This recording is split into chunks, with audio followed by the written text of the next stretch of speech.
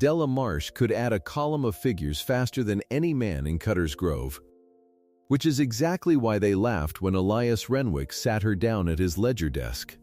The hired hands set a chair for her out in the barn office, not the house. They would not say her name.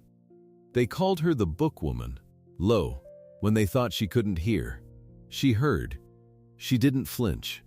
She took out her knife and sharpened her pencil to a fine black point. Then it got worse. At the county grange, before 40 farmers with dust in the creases of their necks, the speculator Curtis Holleran drawled it out slow so everyone could taste it. A farm's no place for a woman's sums, Renwick. Sentiment doesn't pay a mortgage. Elias said nothing. He just stood there. And Della felt the whole room decide she was temporary. A season's foolishness. A widower's odd hire that would be corrected by spring. But that night, alone with the old ledgers and a lamp turned low, her finger stopped. Stopped on something pressed flat between two brittle pages. A promissory note. Dated 1911.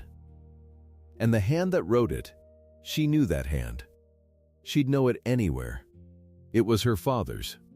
If you believe love is built with two pairs of hands, this story is for you. Before we go on, subscribe and stay with me to the end, because this one earns it. And do me a small thing. Comment the town you're watching from. I want to see how far this story travels tonight. Now, let me tell it right. From the beginning. Della Marsh grew up on the quarter section past the creek. Good black dirt. A little house with a windbreak of cottonwoods her father planted the year she was born. She grew up there until the bank took it. The winter she turned 19.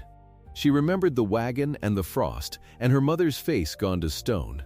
She remembered a man in a town coat nailing a paper to their own door. And she remembered how nobody would look at them on the road out. That was the winter she learned a thing she never unlearned. The world does not stop for your grief. And a foreclosed girl learns to be useful or learns to be nothing. So she made herself useful. Years went by, and a husband came and went. A good man, gone quick to the influenza. No farm of his own. No children to show for the loving. Now she boarded in a room above the seamstress on Main Street. She mended hymns. She took in wash. And she added sums. That was the thing she was truly made for, though nobody thought to pay for it much. The grocer let her balance his book. The feed store had her chase down a month of errors in an afternoon. Word got around, quiet as words do. There's a widow woman who can find money that's hiding. That was 1934. The dust was already coming then. Not the great black rollers yet. But the wind carried grit that scoured the paint and got in the milk and settled gray on the sills no matter how you sealed them. The Depression had its hand around the county's throat. Nobody had wages to spare. Nobody would work cheap for a widower running his dead father's wheatland, not when they could stand in a relief line or ride the rails west. That was the only reason a door opened for Della Marsh at all. Elias Renwick sent for her through the grocer. She walked out to the Renwick place on a Tuesday, 2 miles of section road, her good shoes chalked white by the time she got there. The house was big, bigger than any she'd stood in. His father had built it on wheat money, and it had that look of a thing built to say something. But the yard was tired. A shutter hung crooked. And the man who came out onto the porch had the same tired look, though he was only 44. A big man, gone quiet in the shoulders. Salt coming in at his temples. A mustache trimmed close and dark eyes that had learned to give nothing away. "You're the woman who does the numbers," he said. Not a question. "Della Marsh," she said. And she held out her hand like a man would. He looked at it a moment. Then he took it. His grip was hard and dry and brief. They went inside, and he led her not to a parlor but back through the kitchen to a small room off the barn side of the house, cold, with a window facing the fields. There was a desk, and on it, set square in the lamplight, a ledger. Brass corners, dark leather, worn pale at the spine. The most cared-for thing in the whole tired place. And around it, chaos, loose invoices in a drift. A cigar box of receipts. Bank letters unopened. 10 years of a man's affairs let go to tangle after his father died and his wife died, and something in him quit keeping track. My father kept the books till he passed, Elias said. I kept them poorly after. Then I stopped. He didn't apologize for it. He just laid the fact down flat, the way he seemed to lay everything down. I've a note coming due I mean to meet. I need to know what I have. I need a person who won't talk about my business in town. I don't talk, Della said. Talking is how you lose the second job after the first. Something almost moved at the corner of his mouth. Almost, it didn't get there. Then he set the terms. He set them looking straight at her, so there'd be no mistaking it later. You keep my accounts, Mrs. Marsh, nothing more. I've no use for a wife and less for company. My last one is buried on that rise, and the war took whatever a wife might have wanted before that. You'll be paid fair and paid on time as long as there's money to pay you. But understand me, this is work, not a match. I'm not a lonely man to be managed into anything. Now, a lot of women would have reddened at that, would have taken it as an insult, or worse, as a door left ajar. Della Marsh did neither. She looked at the ledger, not at him. Because the ledger was the thing she wanted, and the man was just the man who owned it. Suits me fine, she said. I've buried one too. I'm not looking to keep house for a stranger. I'm looking to be paid for the one thing I'm good at. You give me that desk and that lamp and no one leaning over my shoulder, and in a month you'll know to the penny what you have. That's all I want from you, Mr. Renwick, same as you want from me. He studied her a long moment.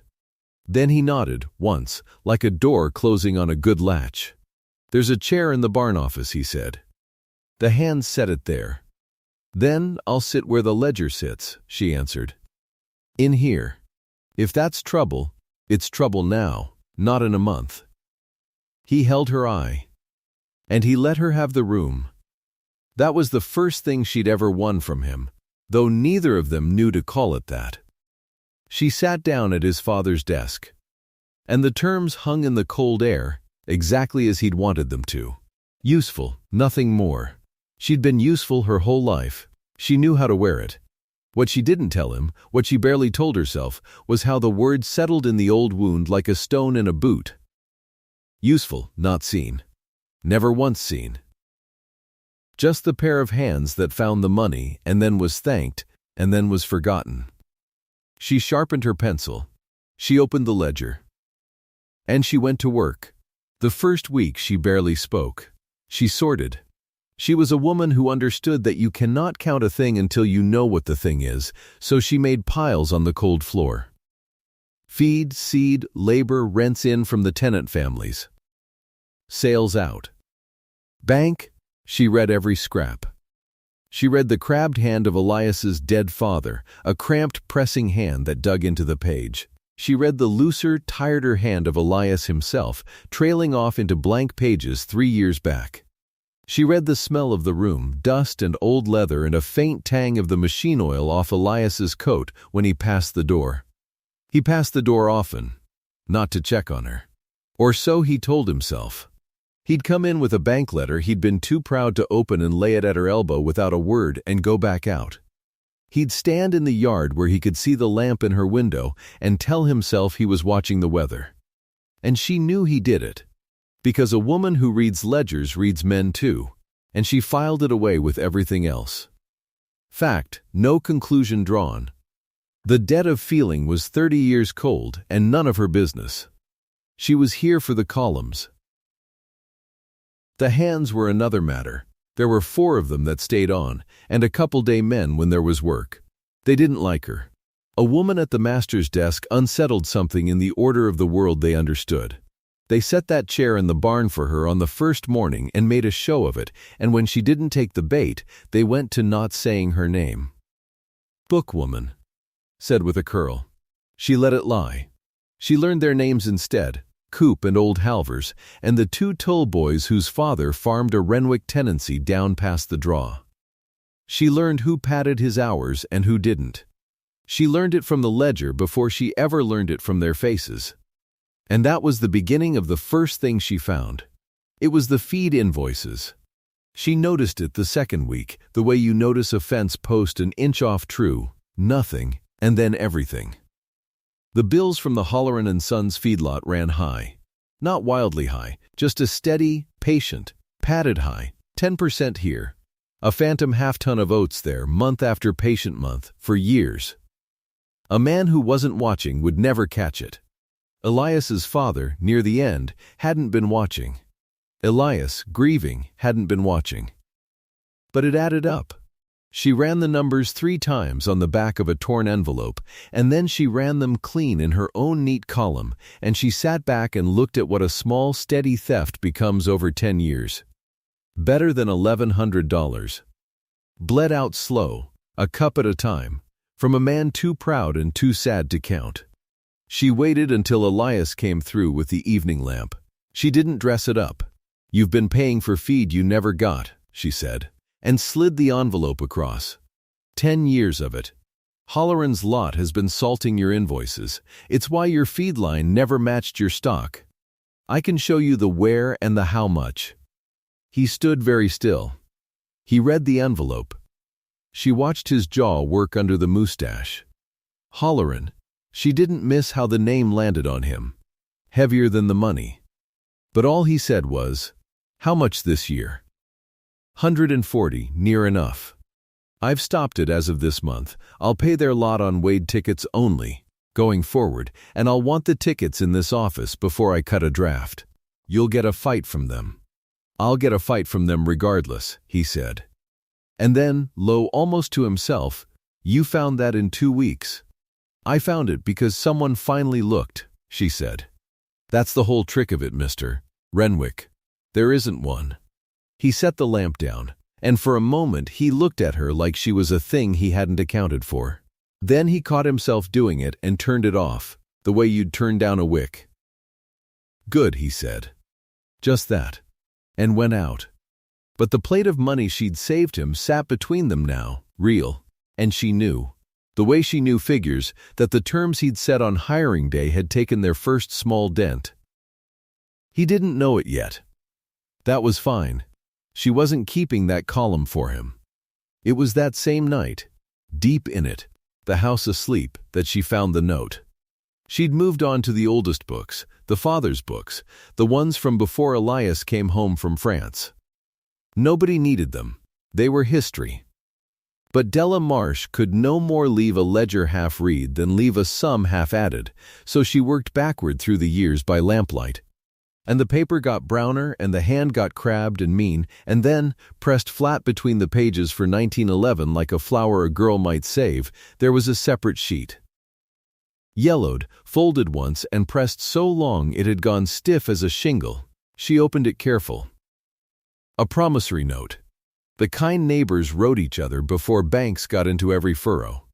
A sum, $400, a fortune then, and terms, and 2 signatures. One was the cramped, digging hand of Renwick the elder. And the other was round and careful and a little shy at the capitals, and she had seen it on the flyleaf of a Bible and the bottom of a Christmas list and 100 birthday cards. Her father's hand. Thomas Marsh. Her father's name, signed away to Renwick's father in the year before she was born. She sat very still. The lamp hissed. Somewhere a board ticked as the house cooled. She did not know, sitting there, what the note meant. Only that it existed. Only that the man buried on that rise and the man now sleeping under this roof and the girl on the wagon in the frost were all, somehow, tangled in this one stiff yellow sheet. She read it twice more. She noted the date, and the sum, and the way the elder Renwick's terms ran hard against a neighbor. And then she did the thing a careful woman does when she doesn't yet understand a figure. She pressed it flat again, exactly where it lay. She closed the book. She told herself the old books were none of her business, and the debt was 30 years cold, and whatever it was. It was not hers to open tonight. She told herself that. And she tucked it back into the dark. But she did not forget it. Della Marsh never forgot a number in her life. The next stretch of days she gave to the tenants, and that was where the work turned from saving money to saving people, and where she stopped being able to pretend it was only columns. The Renwick land carried families. The Tulls down the draw, and the Sundbergs on the North 80, and two others, all of them farming Renwick acres for a share and a cash rent set in fatter years. Now the fat years were gone. The wheat was coming in thin and cheap. The dust took a little more topsoil every blow, and the rent schedule Elias's father had drawn up in 1925 was a knife at every one of those families' throats. Because it did not bend, and the times had bent everything else to breaking. Della saw it plain in the ledger. Rents in arrears, not from idleness. From arithmetic you could not pull that rent out of that wheat at that price, and the men knew it. And they were quietly going under one season at a time, and Elias, not looking, was quietly losing tenants he'd need come a better year. She sat with it 2 nights. Then she built a new schedule. She tied the rent to the yield and the Chicago price, low when the land gave little, catching up when it gave more, so that no family paid what the ground couldn't grow. She ran it forward 5 years on paper. It cost Elias a little now. It saved him every family on his land, and it saved the families their homes. She brought it to him plain, same as always. He read it a long time. "This gives up money," he said. "This keeps your tenants," she answered. "A man with empty tenant houses in a good year is poorer than a man who bent in a bad one. And they'll remember who bent. That's worth more than the rent, come the day you need them to stand for you. Which, by the look of your bank letters, may be sooner than you'd like." He looked at her over the paper. "You think ahead," he said. "I think in columns," she said. "The future's just a column you haven't filled yet." He signed it. And she carried the word to the tenant houses herself, because she wanted them to hear it from a person, not a paper. She walked down to the Toole place in the wind, and she sat at their kitchen table, and she showed Mrs. Toole the new figures with a work-hardened finger, and she watched a woman who'd been holding her breath for a year finally let it out. "You did this, Mrs.?" Toole asked. "The bookkeeper woman?" And Della said, "Mr." Renwick signed it, which was true, and left the rest, which was also true, in the drawer where she kept the things she didn't say. But the Tulls knew, and the Sundbergs knew. Word went down the draw the way word does, and it was a different word now. Not bookwoman with a curl, the Marsh woman. The one who saved the Tulls their house. She had earned, in 3 weeks and a rewritten schedule, the one thing money can't be padded to buy: a set of families who, if it ever came to it, would stand. She'd need them to. Because up in town, the other word was sharpening too. A woman keeps Renwick's books now. Did you hear? A widow. Sits at his father's desk like she owns it. And in that talk, 2 people took a particular interest. One was Curtis Holleran, whose feedlot had just lost $1,100 of patient theft and who held, through Meridian Farm Trust, a much larger and much crueler piece of paper on the Renwick land. And the other was Genevieve Ashe. Genevieve was a widow too, but of the county's approved kind. Her late husband's land ran alongside Renwick's on the west, and everyone from the Grange to the church supper had long since decided, in the comfortable way that a county decides things, that Elias Renwick and Genevieve Ashe would marry and merge their wheat, and the order of the world would be pleasingly kept. Genevieve had decided it most of all, and a hired widow at Elias's desk, in his house, night after night, that was a fence post an inch off true in Genevieve's world. And she meant to set it right. It came to a head at the Grange. There was a meeting the first week of the month, the way there always was, 40-odd farmers and their wives on hard chairs under bare bulbs. Talk of relief programs and wheat allotments and the price. Elias went because a man had to be seen to go. He took Della because there were farm accounts to be settled with 3 of the men there, and she kept the accounts. That was all it was. That was all he let it be. But a woman walking in at Elias Renwick's side, carrying his brass-cornered ledger like a shield across her chest. The room read that the way rooms do, and the murmur ran the benches before they'd even sat. Halloran let them settle. He was a patient man, all courtesy and teeth, in a good coat that no dust seemed to touch. He waited until the county business was near done and the room was warm and idle and looking for a little sport. Then he stood, and he smiled at Elias like a friend, and he did the cruelest thing a courteous man can do. He said it kindly. "Renwick, before we break." A pause, so all the benches turned.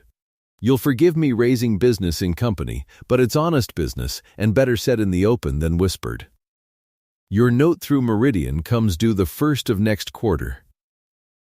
90 days, $4,200, principal and the interest owing." He let the number stand in the air where 40 families could count it and know none of them had it. I'd not see a neighbor caught short. So I say it plain, as a friend. 90 days. And forgive an old speculator his frankness, and here he turned, and his eyes found Della on her hard chair, and the whole room turned with him. But a woman's arithmetic won't save your dirt, Renwick. Sums are a comfort. They're not $4,000. The room laughed. Not all of it, but enough. Enough that the sound had teeth. And into that laugh, sweet as pie left to cool, came Genevieve Ashe.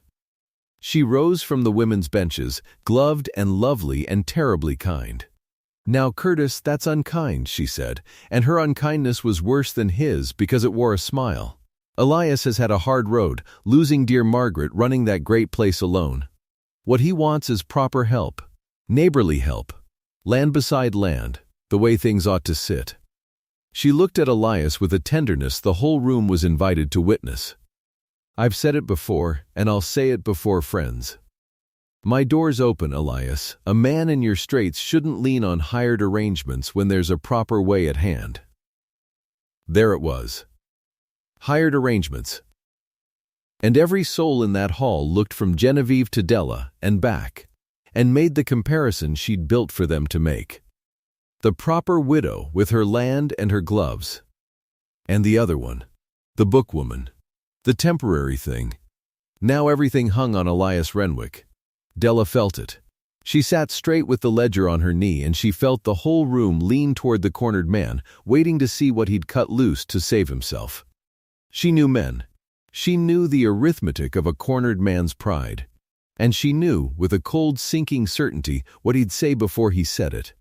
Because it was true, and it was the terms, and it was the cheapest coin he had to buy his way out of that laugh.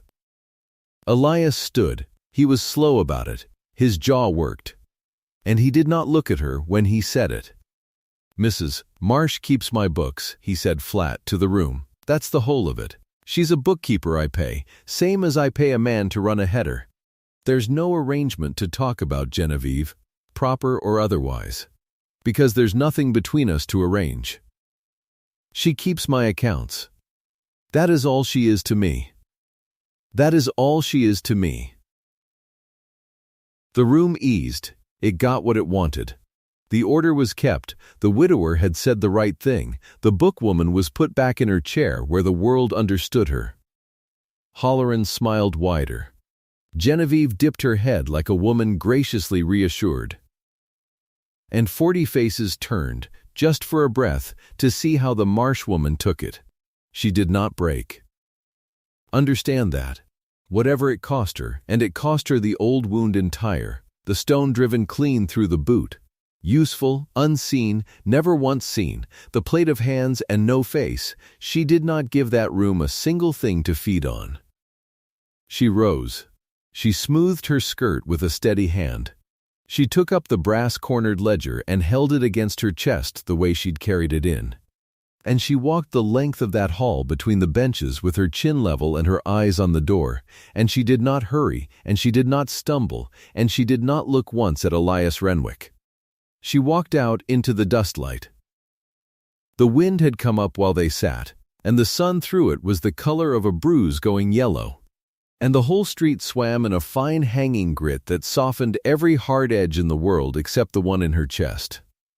She stood on the Grange steps with the ledger against her heart, and she breathed the dirty gold air, and she did not cry. because crying was a thing you did when you had time, and a woman who has been useful her whole life has never once had time. Behind her, through the door, she heard the meeting break into talk. She heard, faint, Genevieve's laugh.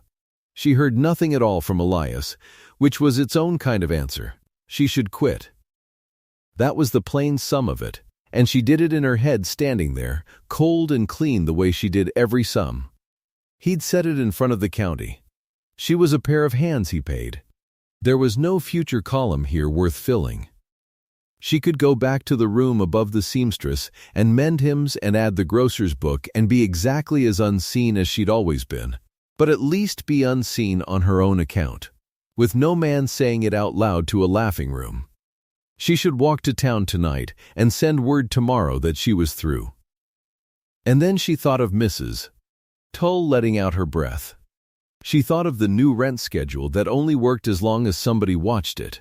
She thought of the tenant houses that would empty the day the books went back to Tangle. She thought, and this was the thought that decided her, standing in the bruised gold light, that Elias Renwick's pride was not the only account she was keeping. There were 4 families down that draw who'd stand for her. She would not walk out on the people who'd finally said her name just to punish the one man who wouldn't. So, not for him. For them. She fixed it that way in her mind, hard, like a nail set flush, so there'd be no confusing it later. She would stay for the Tulls and the Sundbergs and the columns that kept their roofs on. And the man could keep his terms. She'd keep the note too, that stiff yellow sheet pressed in the dark of the 1911 book, her father's shy careful hand tangled with old Renwick's cruel one. She didn't understand it yet. But she'd carry it. A woman who's been told all she is worth is her sums learns to hold on to the one figure nobody else knows she has. Wheels crunched on the grit behind her. The Renwick wagon. Elias brought the team around and stopped, and she climbed up beside him without a word, the ledger square on her lap, and they rode the 2 dust blind miles home in a silence you could have leaned a plank against. He didn't apologize. She didn't ask him to. Twice she felt him start to speak and stop. The wind moaned in the wheels. The sun went down somewhere behind the hanging dirt without ever quite being seen. The way she went down behind her steady face without ever being seen either. And the horses knew the road home in the dark and took them there. At the yard he pulled up.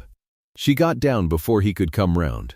And she stood a moment with her hand on the wheel, in the last gray light. And she said the only thing she'd allow herself. 90 days, she said, $4,200. Flat, a bookkeeper's voice. You've got a note to meet, Mr. Renwick, and a feedlot that hates you now, and a bank that would rather have your land than your money. That's the account that matters. Not what was said tonight. She met his eyes then, once, level as a rule laid on a board. I'll find you the 90 days. Not because of anything you said or didn't say in that hall. Because there are families on this land who'll lose their homes if that note takes it, and I don't intend to let them. Understand me. I'm staying for them. She didn't wait for his answer. She carried the brass-cornered ledger into the house, and she lit the lamp in the cold office, and she opened the books to the mortgage page. And she began, in her fine black hand, to build the column that would save the Renwick land, or wouldn't. $4,200. 90 days. And somewhere in the drift of old paper, a 30-year-old note in her father's hand that she still did not understand, waiting like a fuse for a match neither of them had struck yet. Out in the dark yard, Elias Renwick sat a long time on the stopped wagon, watching the lamp in her window burn. The lamp burned late that first week, and the week after. Della learned the shape of the mortgage the way a doctor learns a wound. $4,200. 90 days, and one of them gone already. She had the wheat money coming, timed early off the Chicago wires, and that was real. But it wasn't enough. It came close and stopped short, the way a short rope comes close and stops short of the well water. So she went back into the paper. She went into the Meridian Farm Trust statements, the ones nobody had ever read line by line. Because they came from a bank, and a bank does not make mistakes. That was the belief. Della had never held that belief. She had watched a bank take her father's quarter section the winter she turned 19, and she had learned then that a bank is only men, and men pad a column when they think no one is counting. She counted. It took her 3 nights. She ran the interest forward from the note's origin month by month at the rate the paper itself named. Then she ran it against what Meridian had actually charged. And the 2 columns would not lie down together. They had compounded it wrong. Or not wrong. Wrong in their favor, which is a different thing. A quarter point, carried and carried, folded back on itself over the years until it was real money. She sat with her pencil still against the page and did not move for a long moment. Then she wrote the figure at the bottom and underlined it once. It bought days. It bought dollars. It was proof, in a bank's own hand, that the bank had a thumb on the scale. She was still bent to it when she heard the door. Elias came in from the cold with his coat on and stood a while by the stove, not speaking, the way he had of filling a room without saying he was in it. She did not look up. She let him watch her hands, the pen moving, the small, sure crossings out. She had gotten used to being watched and not addressed. She had built a life on it. "You found something," he said at last. "I found where they cheat," she said. "The same as Holleran cheated you on feed. Only the bank's slower about it, and dressed better." She turned the statement so he could read it and set her finger on the underlined figure. There, 10 years of a quarter point they weren't owed. It's not the whole note. But it's teeth. You walk into Meridian with this, and they'll deal, because a bank that gets caught wants nothing so much as to stop being looked at. He read it. His jaw worked. He was a slow reader of figures, she had learned, but an honest one. He did not pretend to see what he didn't. "You did this in 3 nights," he said. "I did this in 3 nights." He pulled the second chair around, the one that had sat empty against the wall since she came, and he set it beside hers at the desk. Not across. Beside, and he sat down in it, close enough that the lamp lit both their faces the same, and he said, "Show me how you know." So she showed him. Line by line, the way she'd have shown a clerk. Except he wasn't a clerk, he was the man whose land it was, and whose silence she'd learned like a second language. She walked him down the interest column, and he followed with his blunt finger under hers. And twice their hands touched on the page, and neither pulled back.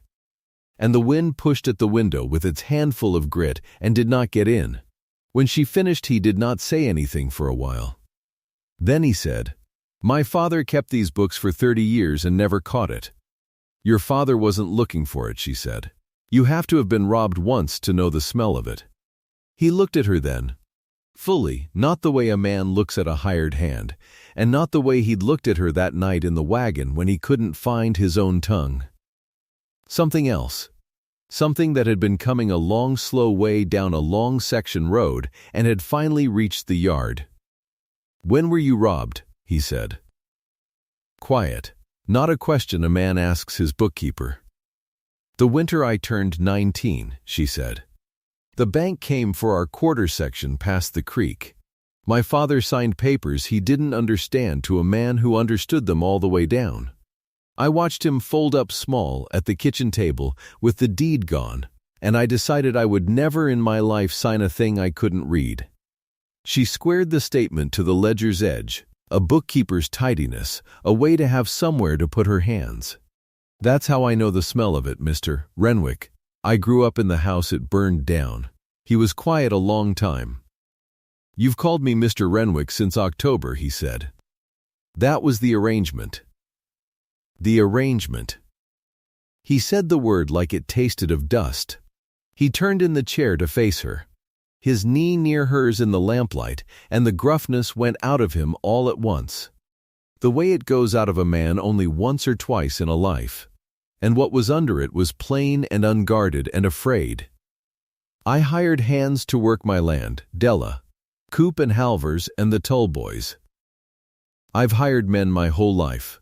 I never once meant to hire the one who'd make me want to keep it." She sat very still. "I said a thing in that Grange hall," he went on, and his voice was rough now, low. "In front of 40 families I said you were nothing to me but a woman who keeps my books, and I've had it in my throat ever since like a swallowed nail. Because it was a lie, and I'm a man who came home from France with damned little left to be but honest, and I let a speculator and a woman I never asked for back me into a lie about the one true thing in my house. You don't have to. I do have to." He put his hand flat on the ledger between them, the brass corner cold under his palm. "I stated terms to you the day I hired you. You keep my accounts. Nothing more. I've no use for a wife and less for company. I remember every word because I meant every word." He drew a breath. "I've come to unsay them. All of them. I want you to stay on the books, Della Marsh. And I want you to stay as my wife." The lamp ticked. Out in the dark the wind went on with its long complaint against the wheels of the standing wagon. The man who had forbidden it was the one asking. She looked at his face, and everything in her that had been trained for years to expect charity, to expect to be the useful one and never the chosen one, rose up and told her to be careful. "It's pity," said the old wound. "It's the bank you saved him from talking. It's a lonely man in a cold house who'll want the arrangement back come spring. Don't you dare believe it. You believed it once, and it cost you the quarter section past the creek." She opened her mouth. And the door opened first. It opened without a knock, which is a thing only a man does who has decided a house is already half his. Curtis Halloran stood in it with the night at his back and his good coat brushed clean of the road, and he had papers in his gloved hand. And he was smiling the courteous smile he wore instead of a face. "Renwick," he said. "Forgive the hour. I'd have come sooner, but I wanted to be sure of my facts. A man shouldn't speak on a thing until he's sure of his facts." His eyes went to the 2 chairs drawn close, to Elias's hand on the ledger, and the smile deepened a degree. "Though it seems I've come just in time. Or just too late. Hard to say which," from a doorway. Elias stood. "Say your business and get off my land."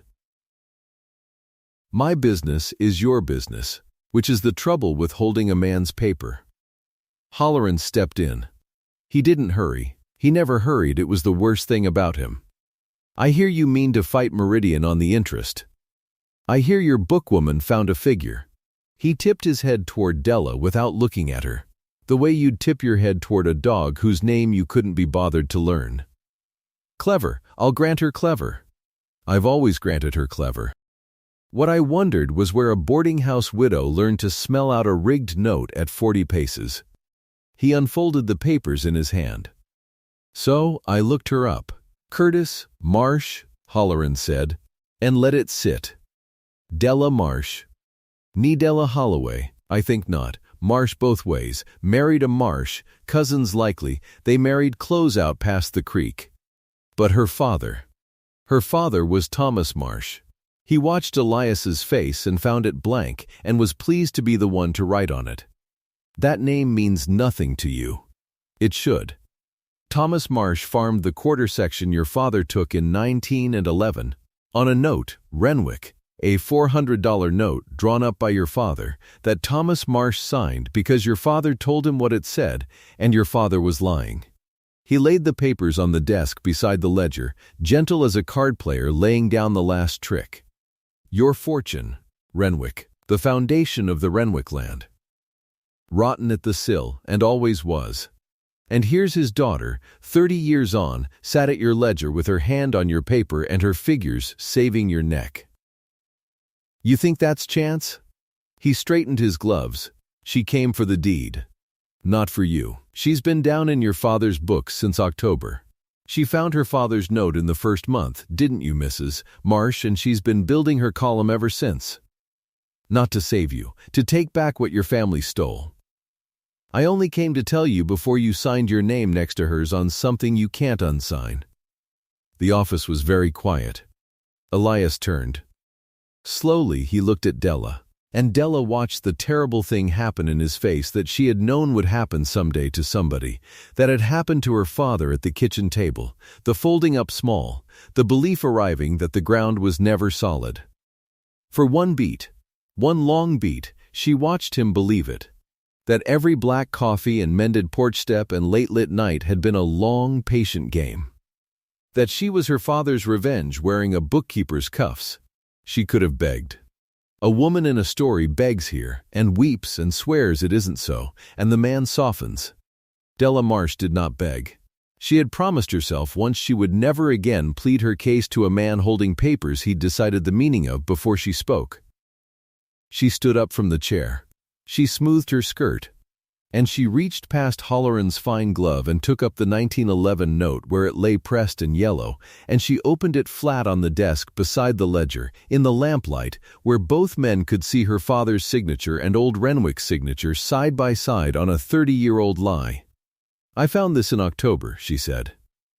Level, a bookkeeper's voice, the same voice she'd used to read out the feed padding, the same voice she'd used to say 90 days, $4,200 in the dark of the wagon. "Mr. Holleran has that right. I found my father's name in your father's ledger the first month I worked here. And I knew what it meant, and I said nothing. That's true. I'll not deny a true thing to make myself look better." Della, Elias's voice cracked on it. "Let me finish. You've listened to him. You'll listen to me." She kept her eyes on the note, on her father's cramped, honest hand, because it was easier than his face.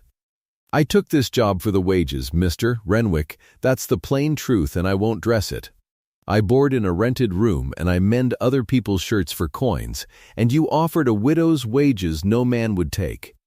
And I took them because I was hungry and proud, and there's nothing else to it. I did not come here for the deed. I did not know your name was the name that broke my father until I opened that book. And when I opened it," her voice held, "when I opened it and understood, I did the one thing I'll answer to God for. I decided the debt was 30 years cold and none of my business. And I went back to saving your farm. Not because I forgave it. I haven't.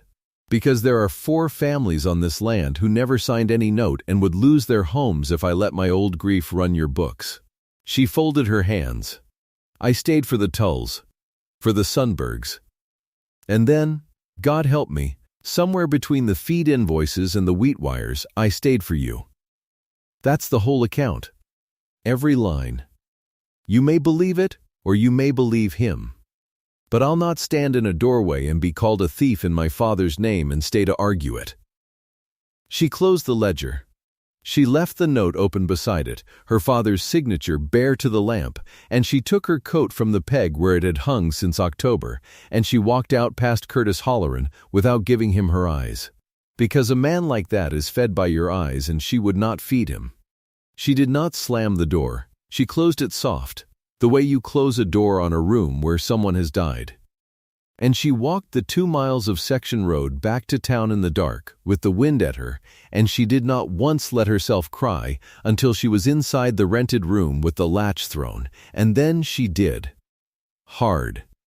The way you cry when you have done the right thing and it has cost you everything the right thing costs. Behind her, in the cold office, Elias Renwick stood over an open note in his dead father's hand and did not speak. And Curtis Holleran, satisfied, tipped his hat to the back of a farmer's neck and let himself out into the night to go and count his coming acres. He counted too soon. There are 12 days between that night and the auction, and I will not walk you through all of them, because a man's turning is a private thing and mostly happens where no one can film it. But know this. Elias Renwick read that note 100 times. He carried it in his coat. He rode out to the county seat and pulled the old record of 1911 and read it against his father's. And found the shortfall, and found the lie. The same as she'd found Meridian's, a good man is only a man who does the counting once he's shown the column. And he understood, somewhere in those 12 days, that the woman who'd left the note open on his desk had left it open on purpose. Not hidden. Open because a thief hides the evidence, and Della Marsh had laid it in the light and walked out. Only an honest hand does that. He'd known honest hands in France. He knew the difference once he made himself look. Auction day came up gray and blowing. They held it at the Grange Hall because that was where the county held everything, and the same 40 families came that had come the night Halloran read out the mortgage and Genevieve Ashe offered sweetly to help him properly, and Elias, cornered, had called Della nothing. The same benches. The same dusty light coming slant through the high windows.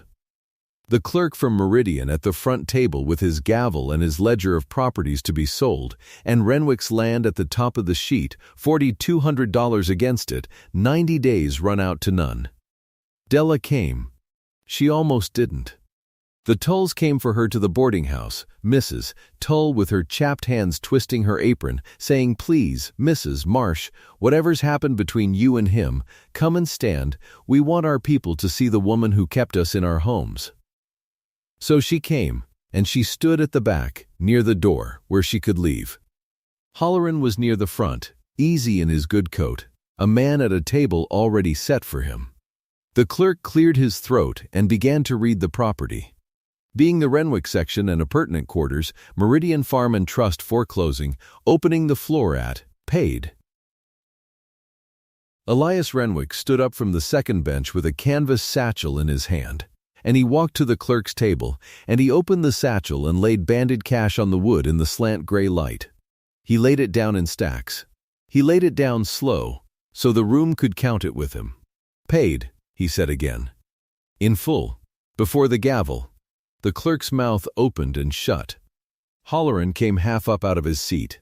"That note doesn't fall due for, it's due. You made it due, Curtis, the night you read it out in this hall to shame me. Well, here's your figure met." Elias set the last band down. Then he took a single sheet from inside his coat and laid it beside the money. "And here's the rest of your figure." Meridian charged 10 years of interest at a quarter point above the note. Compounded, in the bank's own favor. It's in your own statements, anybody at that table can run it, and I'll wait while they do. He looked at the clerk. "I'll pay the honest note to the penny. I'll not pay the quarter point you stole. Deduct it, or I read the whole account into the county record here and now. In front of 40 families, and every man in this room takes his paper somewhere honest come Monday." The clerk did not have to run it. You could see in his face he already knew. A man knows the smell of his own thumb on the scale. He took up his pen, and he made the deduction, and the deduction was Della's figure, the one she'd found in 3 nights at the desk. And it stood there now in the county record in the bank's own reluctant ink. "Paid," the clerk said, hoarse, "in full. The Renwick land is clear." The room let out its breath all at once, 40 families breathing out together, and somewhere among them Mrs. Tull made a small sound and pressed her apron to her mouth. But Elias Renwick was not finished. He turned to face the hall. And he took the 1911 note out of his coat, the yellowed one. The one that had lain pressed in his father's ledger for 30 years and open on his desk for 12 days, and he unfolded it where they all could see. "While I've got the county's ear," he said, "I've a second account to settle, older than the first, and I'll settle it the same way. In the open." His voice was not loud. It didn't need to be. A room goes quiet for a man paying his own family's debt. This is a note from the year 1911. $400. Signed by a man named Thomas Marsh, who farmed the quarter section past the creek, and signed by my father, who drew it up. He held it higher. My father told Thomas Marsh this paper said one thing. It said another. Thomas Marsh signed what he was told and lost his land on what was written, and the Renwick section, the ground I just paid off in front of you, the ground you all farm your tenancies against, that ground was made whole on a quarter section that was taken by a lie. Nobody moved. Halloran had gone gray as the window light. Elias laid the old note on the clerk's table beside the banded cash. "My father took this wrong," he said. "I'm setting it right where it was taken. In the open, so nobody can ever read it in a doorway again and call it a secret." He turned to the clerk. "Draw the transfer. The quarter section past the creek, out of the Renwick section, back into the name Marsh. Free and clear. Registered today, in this hall, before these witnesses." His jaw set. "I'd rather stand on smaller ground that's honest than a whole section that's rotten at the sill.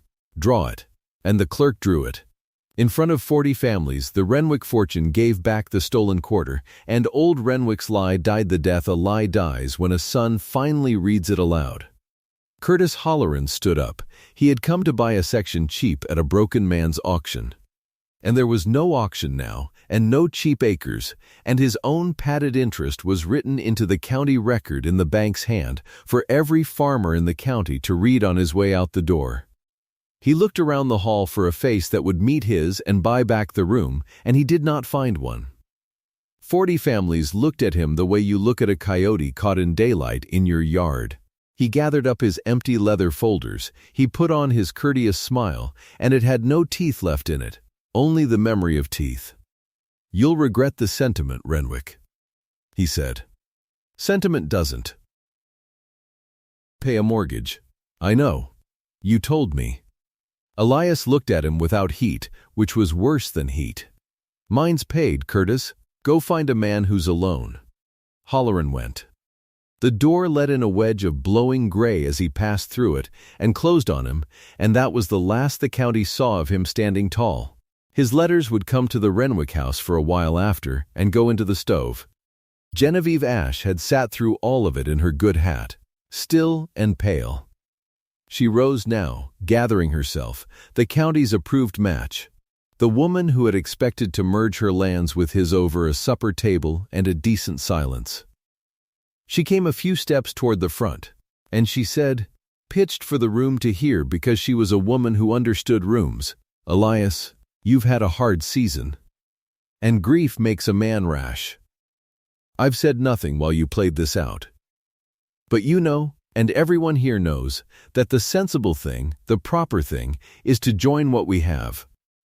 My acres and yours. It's what your father wanted. It's what's done." She smiled, gently, the rules wearing a widow's face. "I'll help you properly. As a neighbor should. Let's not have any more spectacle." Elias looked at her a moment. "The lands stay as they are, Genevieve," he said. "Level, not unkind. Just done. So does my mind." And he said nothing else, because nothing else was owed, and a plain sentence closes an account better than a speech. Genevieve Ashe sat back down. After a moment she rose again, and left with her chin high, which was the only dignity available to her, and she took it. And I'll not begrudge it to her. Then Elias Renwick turned, and looked down the length of the Grange Hall, past the 40 families, to the back, to the door, where Della Marsh stood in her mended coat with her hand not quite on the latch. The Tulls stood up.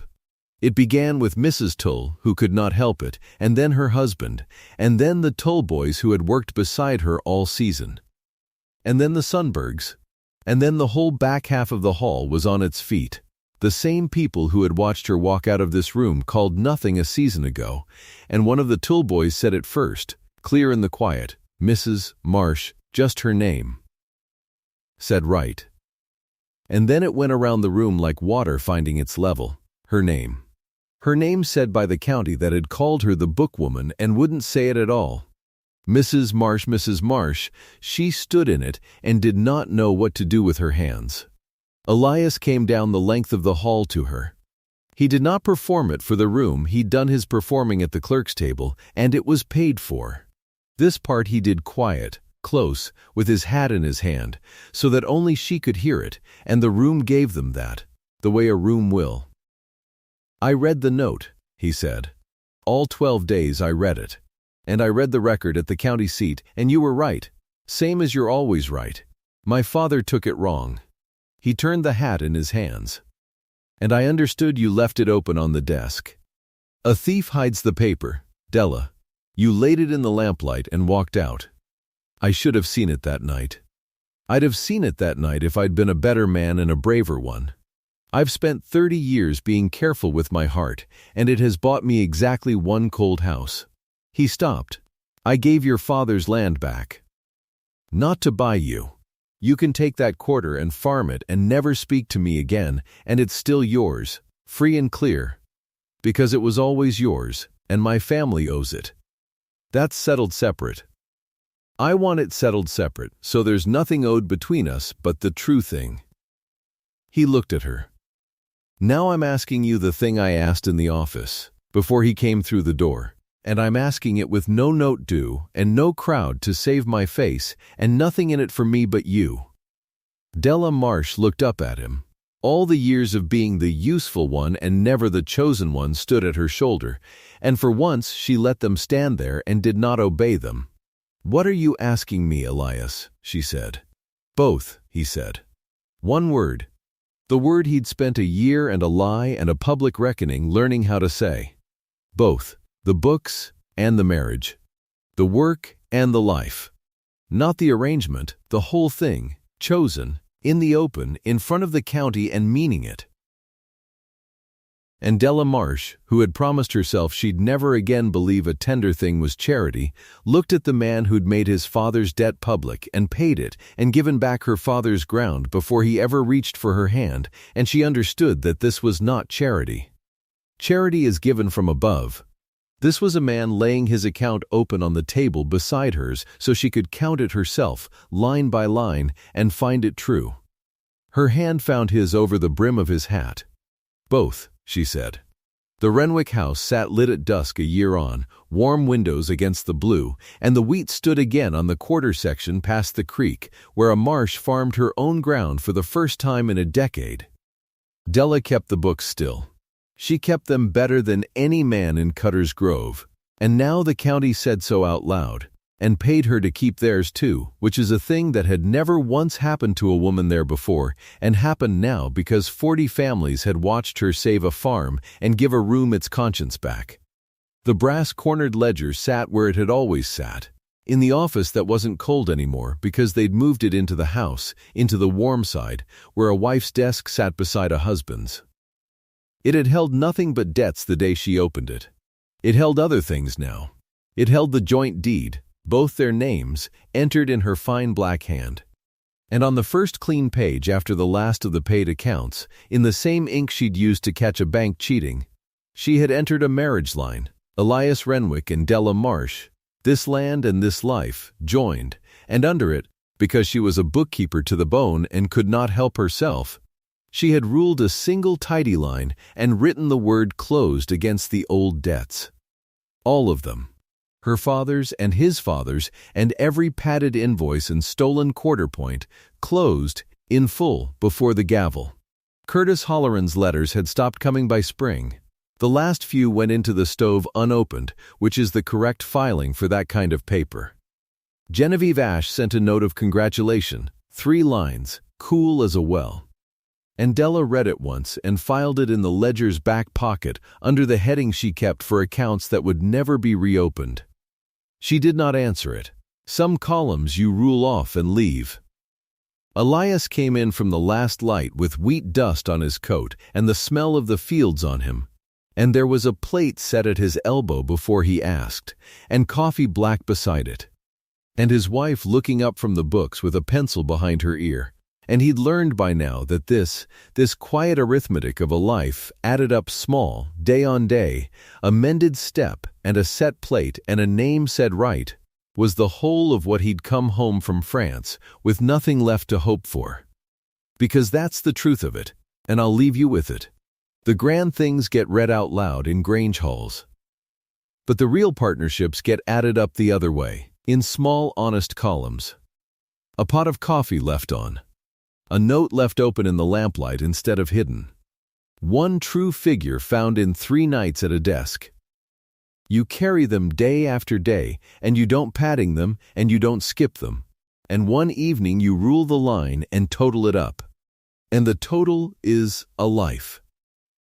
2 pairs of hands. A house lit at dusk. A debt made right in the open. If you believe love is built with 2 pairs of hands, I hope this one stayed with you. Tell me the town you're watching from. I want to see how far this story travels.